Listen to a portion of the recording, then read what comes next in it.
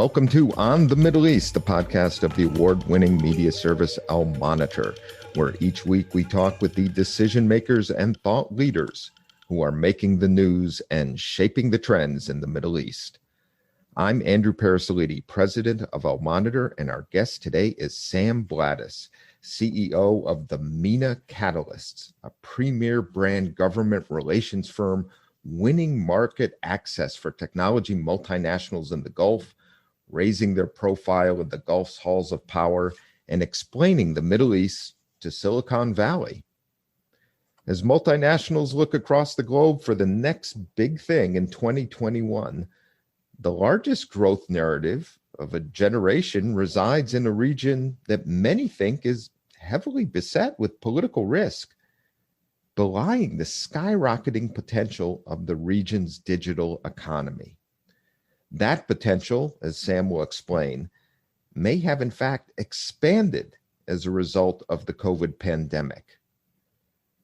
Technology is altering the fundamentals of how we think about the region, spawning tectonic spending shifts from souk to e-souk, disrupting every industry, including oil, retail, transport, and financial services. And we're really only at the beginning of the beginning.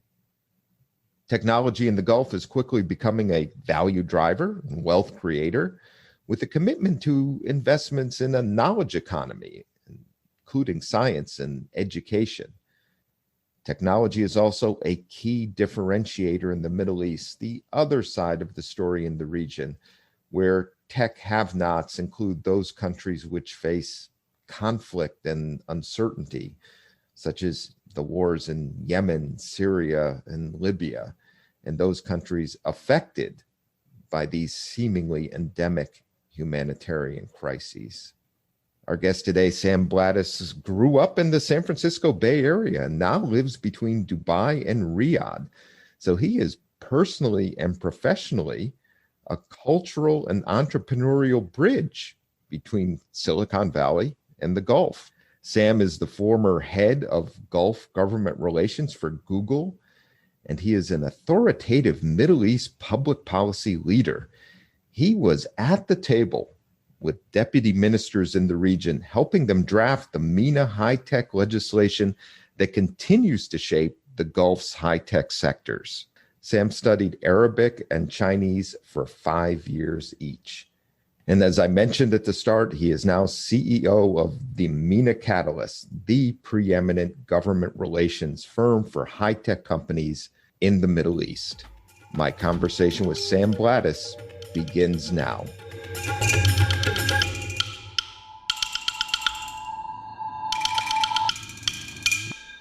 Sam, welcome to On the Middle East.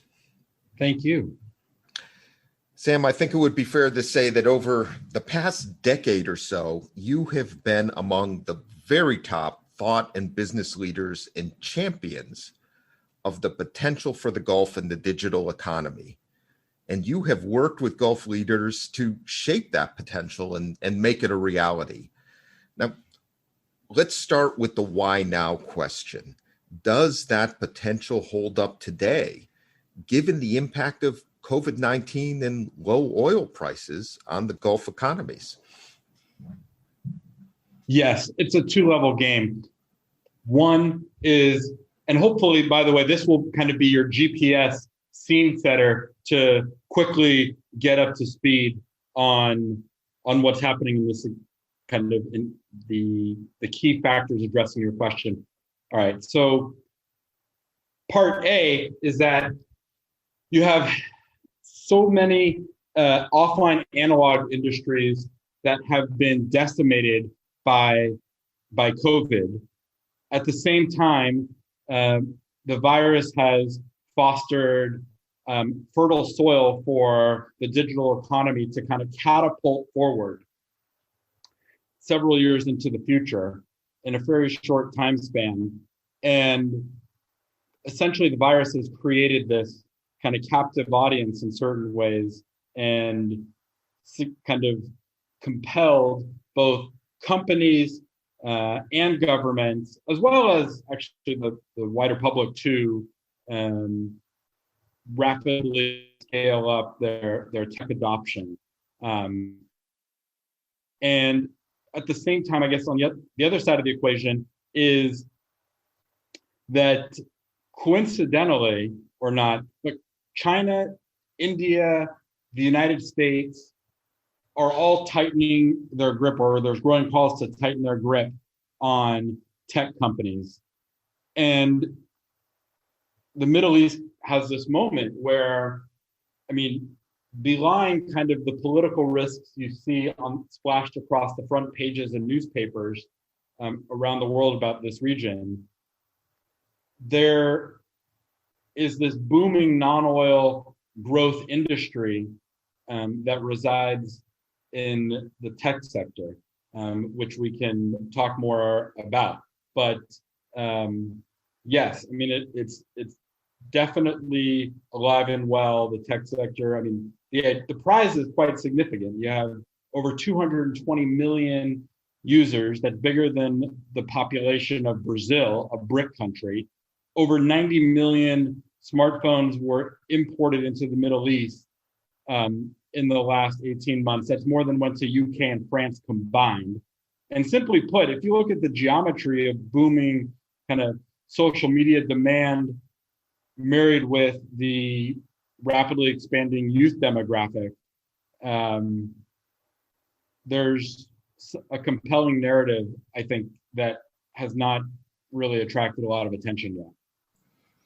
Sam, you laid out the potential. It's fascinating. You mentioned this as even more so in the post-COVID-19 economy, and we'll want to get more into that. And let me ask you just to develop these thoughts a little further. Talk more and go a little deeper on the risk and challenges for GCC governments at this point in the digital economy and high-tech sectors.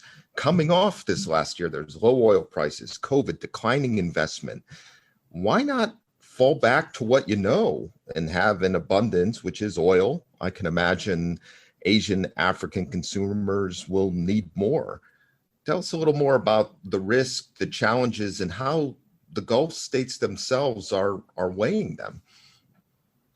Yes. So on your last part about how they're weighing them, look, they say you want to understand. One wise sheikh in Abu Dhabi, a member of the royal family, once explained to me, you want to understand why tech goes to the beating heart of what we're working on now, and it's not PR whatsoever, is you got to rewind the tape and look at the first half of the 20th century, when our economy was also then a one product export led growth economy in the form of pearls. And because of an innovation half a world away in Japan with the rise of cultured pearls, their economy was rendered obsolete almost overnight. And some of the leaders back then vowed, including Sheikh Zayed, that would never happen. We would never let that happen again. And so they have realized over time that in Abu Dhabi and in a number of Gulf capitals that tech has shifted from being a vertical of the Gulf economies to a horizontal enabler of every part of their economies, from pick your topic, from transportation to education, including oil, which is being rapidly disrupted by technology in a range of ways we could discuss. Sam, this is an up close and personal question. You live there in the region. You've been involved living there, working there for just about a decade. Correct me if I'm wrong. You know everybody who's anyone in the Gulf, especially in these high-tech sectors and the leadership of the countries dealing with those sectors. What is it that you have seen over this past decade and has played out in the business and economic culture of the region that has made these countries, again, known for oil, such successes in high tech? And who were the champions and trendsetters when you came to the region that helped shape these trends? Great question. They say, the difference between a good question and a great question is a great question is one you have the answer to. Um, and Excellent. so I'd say number one. So also, by the way, yeah, unfortunately, I wish it was only 10 years out here. I've been working in and out of the Gulf for actually the better part of 20 years. Wow. And the key point I think I'd say is that, you know, the region for a long time was kind of divided into that you had republics and you had monarchs or monarchies. And that is, at least when it comes to tech companies and which countries have been successful in attracting more than others. You could break it down in terms of countries that Western tech businesses can successfully operate in a stable environment, and which ones they cannot. Ones they cannot might include, or that it's been very challenging, might include Syria, Yemen, Libya, arguably in certain ways. One thing I think that has stood out is in terms of also, who are the champions? In my universe, the way we look at the Middle East today, especially, is we think about tipping countries and beacon countries, or tipping governments and beacon governments. Beacon ones means governments that are can be a model in certain ways for others, that others do actively, whether maybe they don't admit it, but they do look to scale and replicate some of their successes. That might include Dubai in certain ways. For instance, Dubai is arguably 20 to 30 years into the future of their neighbors to their east or to their south or to their north or to their west in certain ways.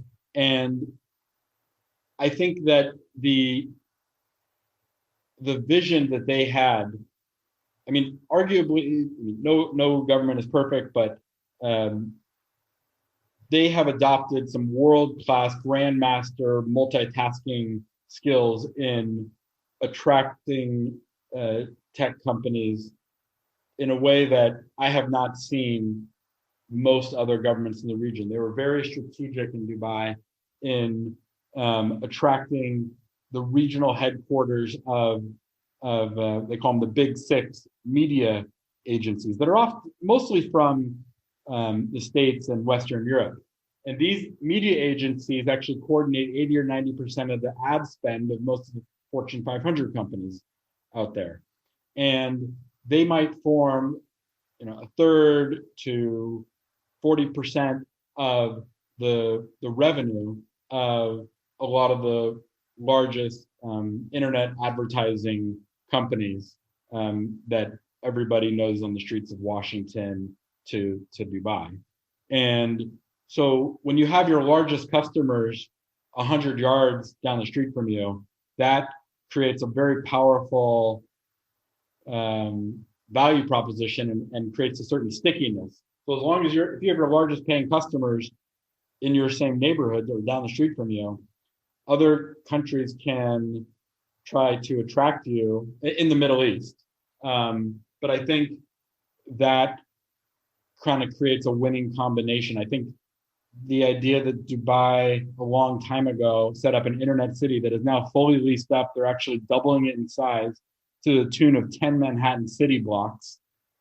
And they've already created the region's only unicorns and acquisitions by brand name American tech companies in the form of Amazon acquiring the regional e-commerce player Souq for $560 million a few years back, and then Uber acquiring ride-hailing company Careem shortly after to the tune of $3.1 billion.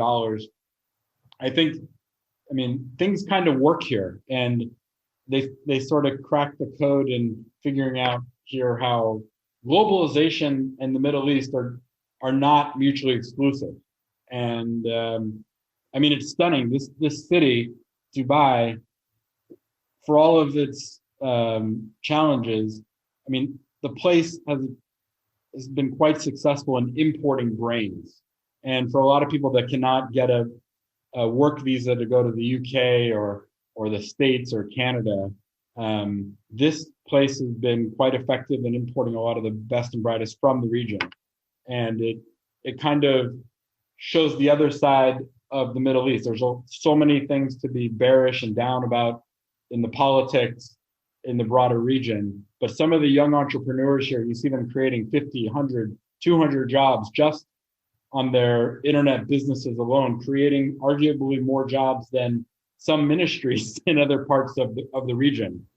It's kind of inspiring stuff. Sam, let's talk a little about these multinational tech firms you've been working with. Many have larger market caps than the whole Gulf GDP. How does that play out when these companies come to the region? They are, in a sense, economically more powerful than some countries. Are the rules of the game for them changing in the Gulf with waves of new risks, new laws, but also the financial growth and potential you're talking about? What are the challenges they face, and what are the opportunities they should be pursuing? First of all, a number of, I would argue that the Middle East is kind of like a hidden gem to many of them. In other words, it's hard to see the region from Silicon Valley because often, as the case with many sectors, the Middle East might report into Europe, and Europe might report to the headquarters in Asia or the States. And I think so. Lack of knowledge, lack of relationships was historically a challenge. I would argue that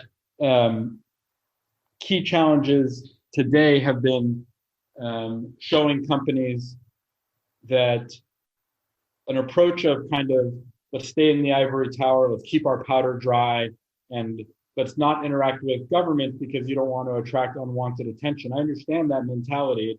It reminds me a little bit of my 2-year-old daughter who, if she's scared of something, might put a blanket over her in the hopes that it might go away or that she can ignore it.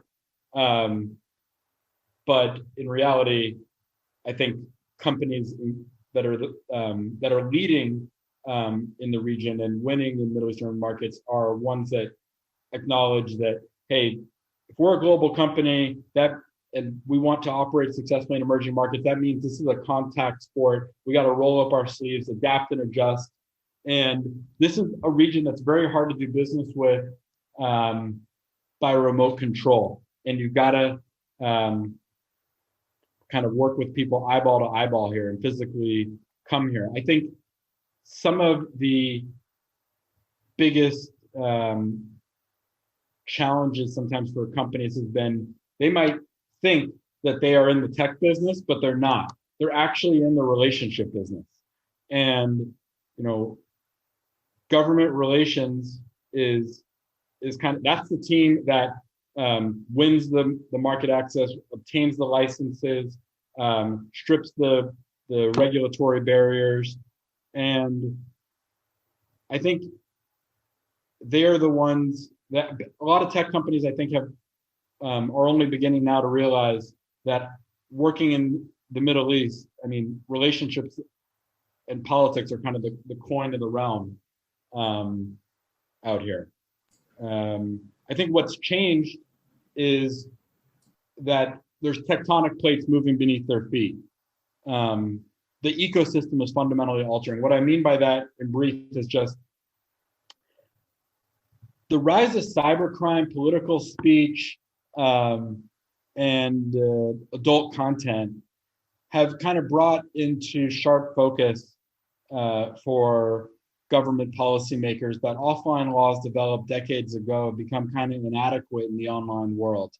And therefore, government leaders are kind of bringing, if you can imagine, every economic, commercial, cultural, political law from the offline world to the online one. And so because of that, yes, I mean, there are really compelling economic growth stories out here. I talked a little bit about them at the top, but also, I guess there's maybe a palpable concern that if that from some tech companies that some governments or some markets in the Middle East might kind of close up before the companies get a chance to physically get there and have an inclusive, disciplined kind of government engagement approach, if that makes sense. So these countries are not waiting, right? If the Middle East, unlike defense and oil or aircraft manufacturing, the Middle East has not historically been a top priority for the tech companies. Until recently, we've seen some major shifts of tech companies expanding here, which I can talk about. But go ahead. Sam, you raise an important lesson that I think a lot of young people who are approaching the region or any region in business or academia or any profession, which is that even with the rise of the high-tech sector, relationships matter. They matter in the Middle East. They matter when you do business. You're talking about high stakes, high reward, sometimes high risk endeavors, and you want to know who you're working with. And people want to see each other and want to know each other. It's not just about engaging on email or perhaps even Zoom when things come back. It's good to be there. It's interesting because on paper, people might think that there's like the two worlds of Silicon Valley and the petromonarchies of the Gulf could not be more different. The mentalities and the values and whatnot. But, you know, explaining the People's Republic of Northern California, as I call it, to the Gulf countries, it's interesting because there's actually, okay, yes, there are certain issues that the two may never agree on, but there's a lot they do, surprisingly. For instance, on ISIS, on combating kidnappings, suicide watches, on the issue of education, building up the tech talent pipeline out here. They all have an interest, tech companies and Gulf countries alike, in helping Gulf states pivot slowly away from a monolithic hydrocarbon culture. There's also, a lot of people may not realize, a confidence among Gulf leaders in technology that's much closer to Silicon Valley's way of thinking than Europe's is to the Valley. In Europe, there's a great fear of technology, killing jobs, perhaps. In the Gulf, they kind of welcome that in certain ways. If there's a way to alleviate heavy dependence in the long term on foreigners. One cabinet member in the UAE, whose name I'll protect, said that, you know how many people, Sam, it takes to build a skyscraper in Japan versus Abu Dhabi? And I said, how many? And he said, well, in Japan, once the initial startup's done, it's about 80 to 90 people, actually, because they have such a skilled workforce, with particularly a tech savvy one. You know how many people on average it takes to build a skyscraper in the UAE? North of 2,500 to 3,000. And anyway, so every year the Gulf, the GCC countries actually remit out over $100 billion in remittances. To put that in context, it's about roughly 7% of the GDP of the GCC. And so anyway, if there are ways to retain some of that capital and not use as many workers and do things in a more efficient way, I mean, it's interesting just how the Gulf is actually more similar to Silicon Valley than maybe Europe might be. And you are unusually positioned because you grew up in the Bay Area. So you didn't just get involved with Silicon Valley, as it were, in terms of your career choices, but you really know the area and know that culture as well. Thank you. Yeah, I mean, we've been there over 100 years, long before it was called Silicon Valley, when it used to be called the Valley of the Heart's Delight because of the fruit orchards, the apple orchards. And we saw it go from kind of fruit farms into garages, and from garages into office parks, from boom to bust to boom again. And yeah, and now we see a lot of similar strains beginning to emerge actually in the Gulf. In UAE, in Dubai, they have over 200 nationalities. You know, this country here is younger than Matt Damon.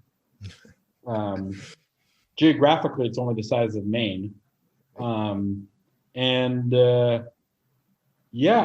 not sure. It's hard for me to think of another government in the US, in the private sector is different, but it's hard to think of another government that is thinking so far into the future as this one here. I mean, they have a 2071 plan, right? They all have their 2030 plans. And at the core of every one of these plans, I'm sure you've glanced at some of these. If you had to boil it down to one sentence, nobody's disagreed with me when I've said this. The purpose of all these plans is to build a knowledge economy. So I'm not aware of a lot of governments actually delivering against those kind of priorities, personally. Sam, you mentioned earlier that you saw governments in the region as beacons or tipping types of governments. Right. Let me ask you, so every day here at Al Monitor and other media organizations, other think tanks, those who do U.S. policy, even business leaders, all of us who look at the Middle East, we see the potential in the Gulf, and we also see the challenges the region they face, which seem at times quite immense. If you look in the Gulf, the Yemen is a country of 24 million people. Sometimes when I just give that statistic to start discussing Yemen, which the UN has called the greatest humanitarian crisis in the world, it seems daunting. Big country right there in the Gulf, was a state that one might have classified as a failing or potentially failing state even before the war happened, and the haven for Al-Qaeda based groups. That's there in the Gulf. It's something when the war ends that the countries of the region will probably have to work toward to help Yemen come back together and achieve some stability and prosperity. When I started in the region, I'm older than you. You couldn't go to the Gulf or anywhere without having a conversation about the Israeli-Palestinian issue and the political currents in the region. Help us understand how that fits, what you're describing and the potential, this commitment to the knowledge economy with these other challenges of, economic development, conflict, post-conflict stability, and economic uncertainty in a number of key areas in the region. The Arab world is fragmenting, right? It was, at least from my perspective, and I can't talk about it from anyone else's, but at least from the tech view of what you're talking about, right? In the region, we used to have monarchs and republics, and fast forward to modern time, it's about stable versus unstable, and the ones you can do business in and the ones you can't. It's interesting, or it's really unfortunate in certain ways, how technology is sometimes used well, but often is abused as well in places like Yemen. Abused financially. They have extremely high internet costs there, and in many poor, less developed countries, the internet prices are much higher, and that limits a lot of things, right? Because it's almost like a public utility in certain ways. It's the way people communicate, educate, entertain, etc. And I think what I'd say is, I mean, it's when I talk about how tech is sometimes abused, I mean, a knife, right, can also be, it can be used for cutting your steak, or it can be used for cutting someone's throat. One man's curmudgeon is another man's walking stick, right? And it's really concerning sometimes seeing how tech has sometimes become just as much a tool for surveillance, for spreading of propaganda, as it has been for creating a whole universe of new jobs. I mean, for all the talk of kind of globalization leading to kind of exacerbating a lot of inequalities, including in the Middle East, and that contributing to unemployment, contributing to instability. It's interesting that actually, I mean, the rise of the app economy. So since 2007, with the introduction of the iPhone, I mean, we have seen, including in the Middle East, a lot of the benefits of this, the rise of $100 billion app economy that has created so many jobs with for software developers, to technicians, to IT design architects, and it can go on. But you know, it's really, it's unfortunate too. I mean, as the internet kind of evolved into the public square, how governments have used it in certain ways reminiscent of how they used to surveil, dominate the offline, the analog square as well. You know, and I'm talking about places like Yemen, Libya, Syria, to be specific.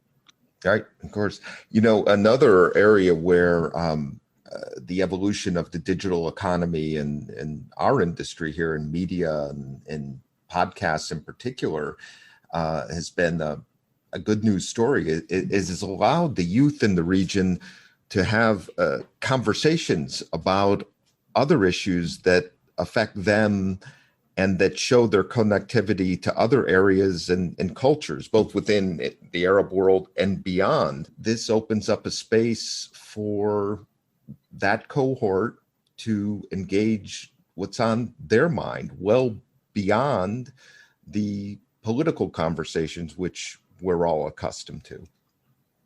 Mm-hmm. Right. I mean, there's a lot of very powerful narratives of how tech can be disrupting education. And frankly, if we want to guard the region's long-term economic security from kind of narrow dependence, fragile dependence on oil-based revenue, then arming and equipping kids with digital skills seems like not a silver bullet, but certainly a one tool in the arsenal. I mean, one thing that I was very involved with at Google, and I'm still involved, is some strategies and campaigns to make coding and programming as popular as reading, writing, English, and math, and putting it into the curriculum of every elementary school, every public and private, in a growing number of Gulf countries. Excellent initiative. Sam, is the U.S. still the partner of choice for the Gulf countries in dealing with the future? And put it in the context of the competition, the extent of the competition that the U.S. faces with Russia and China in the region. So the short answer is yes, but maybe not in the ways that seem apparent from the surface. Russia's role in the tech sector has been the most limited of the three countries you mentioned. China's has been has seen the biggest shifts. So let me explain. Frankly, rewind the tape in Gulf history 20 years ago, when I first started researching Gulf China ties and did a Fulbright out here on that. And there were a lot of negative perceptions about the quality of Chinese products and services. And if there was one sector that the U.S.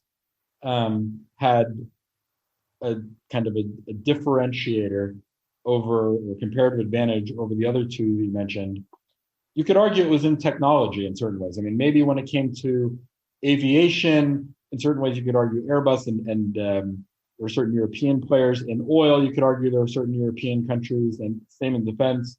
But when it came to consumer technology, that was an area that was kind of uniquely American, and there was quite a compelling story there.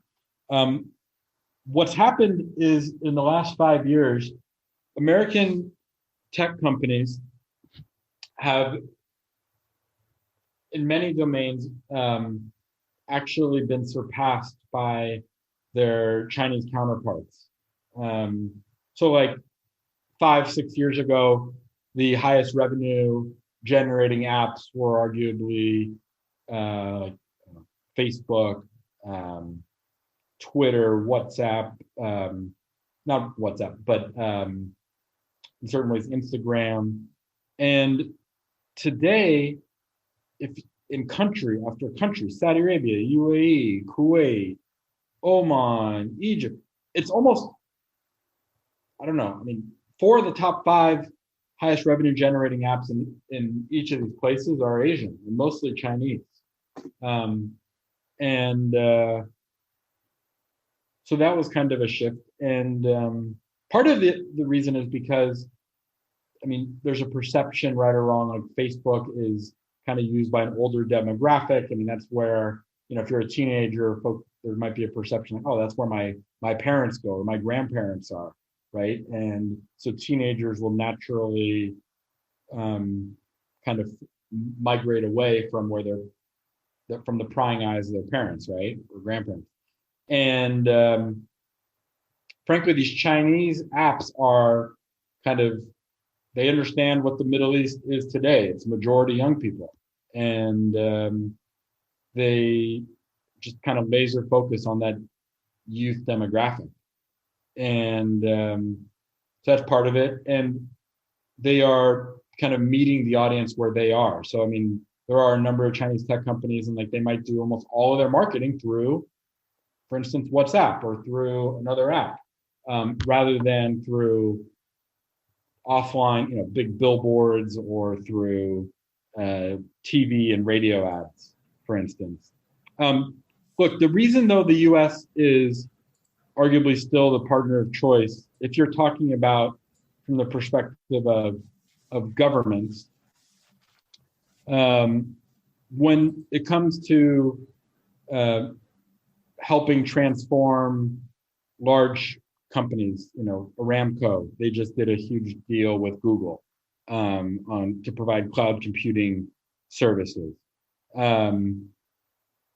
I think when it comes to networks that kind of lay a lot of the digital infrastructure, the backbone of the tech sector in certain ways, the Scandinavians are big. Ericsson's out of Sweden, and Finland's Nokia. Networks. I mean, Huawei though is frankly increasingly the market leader for building networks. Whether that's not necessarily, I mean, whatever your opinion is on that, that's the reality. I think let's see what happens in the future. Frankly, in terms of the geopolitics, what you're talking about, look, let's look a few years into the future. In another part of the world where Chinese companies have surpassed their American counterparts by a range of metrics. Southeast Asia, right? There's more flights, there's more trade, there's much larger Chinese cultural presence in Southeast Asia. Those countries still all look, I think, not all, but many of them, the vast preponderance of them, still look to the U.S. For military support, leadership, guidance, direction. For a long time, the Gulf has exported more oil to Asia than America, but arguably, of the three major countries you mentioned, Russia, China, and the US, China is today still kind of a marginal player and a dependent player in political terms in the Gulf. And there's a range of tangible examples of that, from their reticent minimal role in the 91 Kuwait Liberation War, the 2003 Iraq War, pulling a U-turn, voting for sanctions against their longtime oil supplier in Iran in 2005. There's a litany of examples. And Russia has not been, yes, they have set up a digital center of innovation in Dubai. Yandex has expanded or made efforts to expand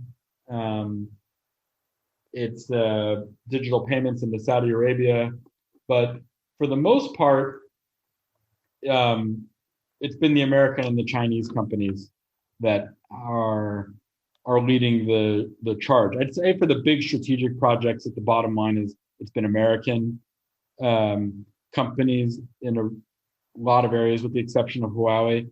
When it comes to the hearts and minds and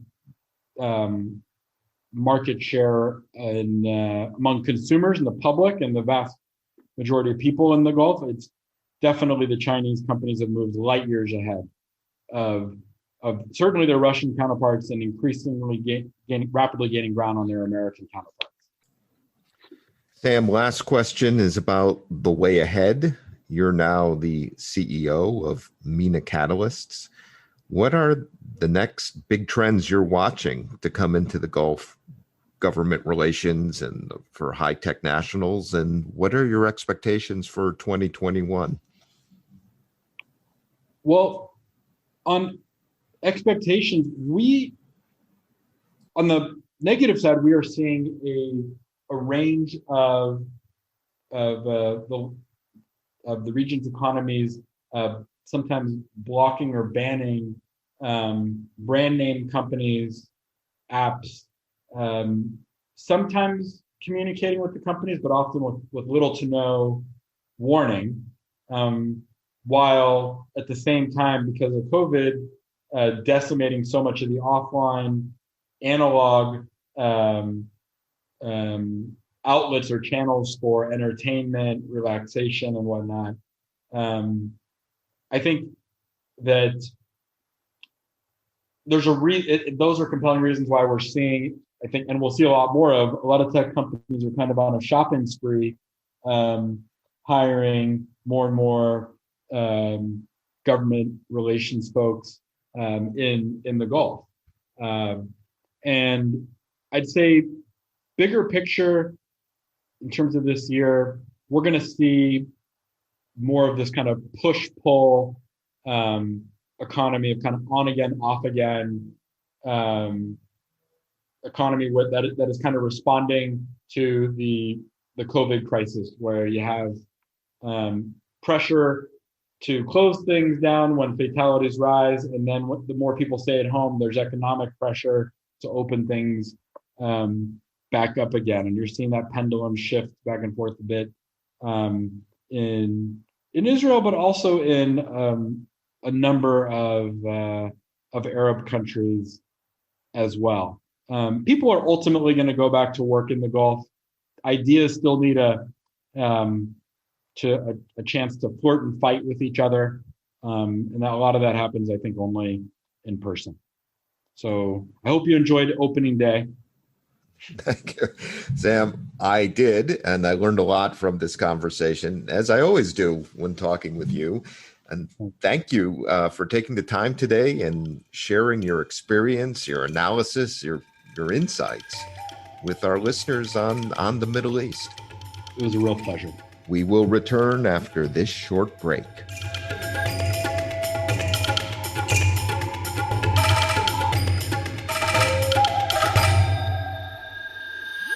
I'm Ben Caspit, Al Monitor veteran columnist reporting from Israel, one of the world's major news and action suppliers of all times, comparing to its tiny size.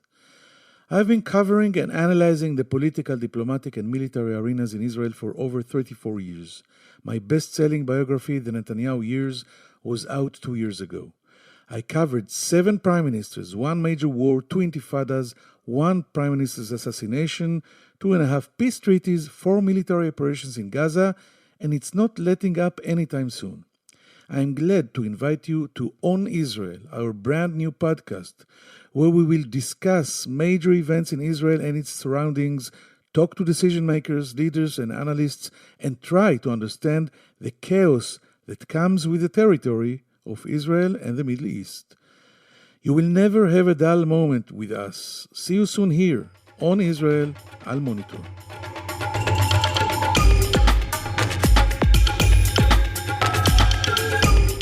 I learned a lot from our conversation today with Sam Blatteis, especially about the Gulf's commitment to the knowledge economy, how the promise of the digital economy and the high-tech sector may actually have grown during the COVID-19 pandemic, and about the centrality of personal relationships and to being there in high-tech and all business when dealing in the Gulf and the Middle East. Thanks to our production team of Phil Calabro of El Monitor and Beowulf Rochlin of Two Square Media Productions, and to all of you for listening today. We will be back next week, and in the meantime, please sign up for this and our other El Monitor podcast on Israel at your favorite podcast platform.